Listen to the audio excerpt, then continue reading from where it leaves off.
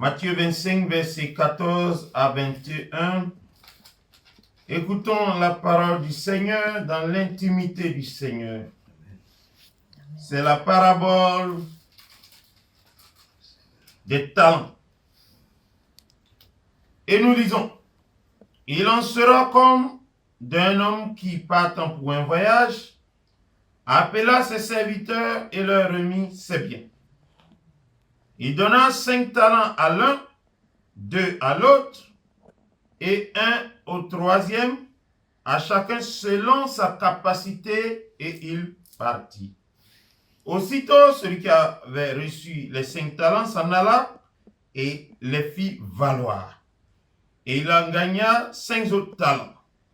De même, celui qui avait reçu les 2 talents en gagnant 2 autres, celui qui en avait reçu qu'un à la fin un creux dans la terre et cacha l'argent de son maître. Longtemps après, le maître de ses serviteurs revint et leur fit rendre compte. Celui qui avait reçu les 5 talents s'approcha en apportant 5 autres talents. Et il dit, Seigneur, tu m'as remis 5 talents, voici j'en ai gagné 5 autres. Son maître lui dit, c'est bien, bon et fidèle serviteur. Tu as été fidèle en peu de choses, je te confierai beaucoup. Entre dans la joie de ton maître. Verset 22. Celui qui avait reçu les 2 talents s'approcha aussi et il dit, Seigneur, tu m'as remis 2 talents, voici j'en ai gagné 2 autres. Son maître lui dit, c'est bien, bon et fidèle serviteur, tu as été fidèle en peu de choses, je te confierai beaucoup. Entre dans la joie de ton maître. Celui qui n'avait reçu qu'un talent s'approcha ensuite et il dit, Seigneur, je savais que tu es un homme dur, qui moissonne où tu n'as pas semé et qui amasse où tu n'as pas vanné. J'ai eu peur, je suis allé cacher mon talent dans la terre. Voici, prends ce qui est à toi. Son maître lui répondit, serviteur méchant et paresseux, je savais que je moissonne où je n'ai pas semé et j'amasse où je n'ai pas vanné. Il te fallait donc remettre mon argent au banquier et à mon retour, j'aurais retiré ce qui est à moi avec intérêt. Alléluia. Alléluia. Alléluia. Alléluia. Alléluia. Dieu, dans sa bonté, dans sa miséricorde, est prêt à nous distribuer des talents. Mais la question qui est posée, es-tu un mauvais serviteur indigne ou es-tu un bon serviteur et fidèle? Ici, on parle de la responsabilité des rachetés. Rachetés par le sang de Jésus-Christ, lavés par le sang de Jésus-Christ, peaufinés par le sang de Jésus-Christ. Dieu dit maintenant, tu as une responsabilité. Mais ici, spécifiquement, Dieu veut parler des dons qu'on t'a attribués, les dons que tu as reçus. Tu es prophète, tu es évangéliste, tu es prédicateur, et tu as le don de la parole, tu as le don des miracles, des signes, des prodiges. Dieu veut demander ces dons-là à qui ces dons profitent, à toi ou à l'expansion du royaume de Dieu. Voilà la question qui est posée. Donc, quand on va lire la lecture, vous allez comprendre la responsabilité des chrétiens. Quand on parle des rachetés, ce sont la responsabilité des chrétiens.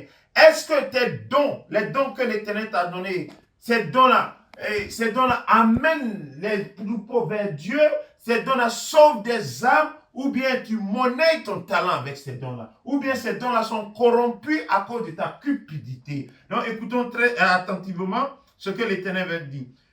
Il dit au verset 14, il en sera comme un homme qui, partant pour un voyage, a appelé ses serviteurs et leur remis ses biens. C'est-à-dire que quelqu'un de confiance, ton maître te regarde et dit, bon, maintenant que je t'ai racheté. Je vous ai dit que Dieu rencontre l'homme sur 3 dimensions. La première, c'est la dimension du péché, où tu es pécheur et Dieu vient et il vient, il te lave, il te peaufine, il te rend beau, il pardonne tous tes péchés. Et la deuxième dimension, c'est la dimension où maintenant, après t'avoir lavé, il veut voir une certaine croissance en toi. Et là, tu essaies de te débrouiller, tu essaies de marcher, de tomber. Et là, il est patient parce qu'il attend à ce que tu grandisses, Après, Dieu va à la troisième dimension, qui est la dimension finale pour Dieu. Et cette troisième dimension, c'est la dimension de la consécration et la maturité. C'est très, très important. Ces trois dimensions concernent la vie chrétienne. Ici, vous savez, vous allez voir dans le livre de Matthieu 25, il a parlé des 10 vierges. La parabole des 10 vierges, ça veut dire, vous attendez l'Éternel dans la sainteté, dans la pureté, avec un très bon caractère pour représenter Dieu devant les nations. Sachez que quand on vous appelle, c'est pour représenter l'Éternel devant les nations. Ce n'est pas seulement pour votre famille, ce n'est pas pour votre quartier, c'est pour non seulement votre famille, votre quartier, votre ville, votre nation et le monde entier, parce que vous êtes appelés des ambassadeurs qui représentent le royaume de gloire. Et donc Dieu va donner des responsabilités à chacun, parce que maintenant le Christ nous a lavés, nous avons grandi et nous sommes mûrs. Maintenant, nous allons manifester la présence de Dieu par les dons qu'il nous donne. Alléluia. Et il dit, il donnera 5 à l'autre, à l'un, et 2 à l'autre. Vous voyez, les enfants de Dieu, nous sommes tous ensemble, mais on a des dons différents. On a des dons différents. Et Dieu donne en fonction de ta disponibilité, de ta disposition, de tes capacités et en fonction de ses grâces. Alléluia. Et il dit, et de même, celui qui avait reçu les 2 talents en gagnant 2 autres. Ça veut dire quoi? Quand Dieu te donne un don, il attend la multiplication. Il attend quoi? Il attend le résultat. Et un résultat qui est probant. Un résultat qui va agrandir son royaume. Dieu sait que dans l'évangélisation, Dieu sait que dans la prophétie, Dieu sait que dans les délivrances, il y a beaucoup de risques. Mais il dit, l'Éternel ton berger, tu ne manqueras de rien. Il dit, je suis avec toi. N'aie pas peur. Petit troupeau, je vous ai donné le royaume. N'ayez pas peur. Soyez sans crainte parce que j'ai tout accompli sur la croix. Alléluia. Et il dit, longtemps après avoir confié les responsabilités, Dieu a fait de toi un choriste, Dieu a fait de toi un prophète, Dieu a fait de toi un visionnaire, Dieu a fait de toi un prédicateur. Maintenant, Dieu va venir demander les comptes. Parce que Dieu, il n'a pas de compte à rendre à un homme. L'homme a des comptes à rendre à Dieu simplement parce qu'il est créateur, c'est lui le Père. Donc, les dons que Dieu t'a donnés, sache qu'un jour, il viendra demander des comptes. Il dit, mais qu'est-ce que tu as fait de mes dons? Tu as été prophète. Est-ce que tu as édifié ton environnement? Est-ce que tu as amené des hommes vers moi? Ou bien tu les as escroqués? Ou bien tu les as volés? Ou bien tu les as pillés? Quel rôle tu as joué dans la société? Pour qu'on sache que moi, Dieu, je suis Dieu, le seul et l'unique vrai Dieu. Alléluia. Alléluia. Que Dieu vous bénisse. Amen.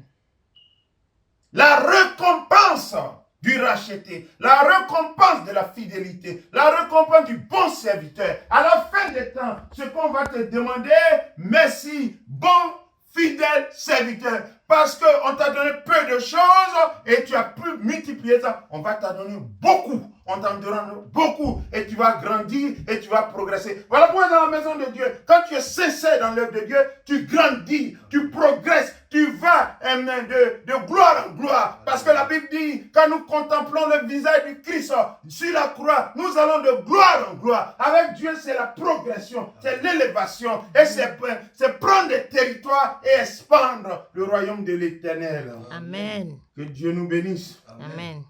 Que son nom soit glorifié. Amen. Il dit, son maître lui dit, c'est bien, bon et fidèle serviteur. Tu as été fidèle en peu de choses, je te confierai beaucoup, entre dans la joie de ton maître. Voilà la récompense du racheté qui aura fait son boulot, qui aura responsabilisé ses responsabilités, qui aura été utile à la maison de Dieu. Quittez, fuyez la cupidité. Arrêtez de piller les gens. Arrêtez de gaspiller vos dons. Mettez vos dons au service de l'Éternel pour l'avancement de l'œuvre de Dieu. Et au dernier jour, vous serez récompensés. Je vous laisse avec un verset dans le livre de Matthieu 13. Amen. Matthieu 13. Amen. Et vous allez voir ce que l'Éternel dit. Matthieu 13. Le livre de Matthieu 13. Matthieu 13 à son verset 12. Disons ensemble la parole. Quand on donnera à celui qui a, et il sera dans l'abondance. Vous voyez, tu as ça. tu as multiplié, tu t'es responsabilisé. Dieu va venir, il va dire merci, fidèle serviteur. Et il dit, voilà ta part, voilà ta récompense. Et tu évolueras dans la vie, tu impacteras ton environnement. Voilà ce que l'Éternel dit. Quand on donnera à celui qui a, et il sera dans l'abondance. Mais à celui qui n'a pas, on ôtera même ce qu'il a. Ça veut dire les têtus, ça veut dire les infidèles, ceux qui possèdent, on va leur retirer parce qu'ils ne sont pas dignes de confiance. Que l'Éternel soit avec nous, Amen. Que sa paix nous accompagne, Amen. Que le Saint-Esprit nous aide Amen. À nous responsabiliser devant les responsabilités que l'Éternel nous a données. Au nom de Jésus-Christ. Amen.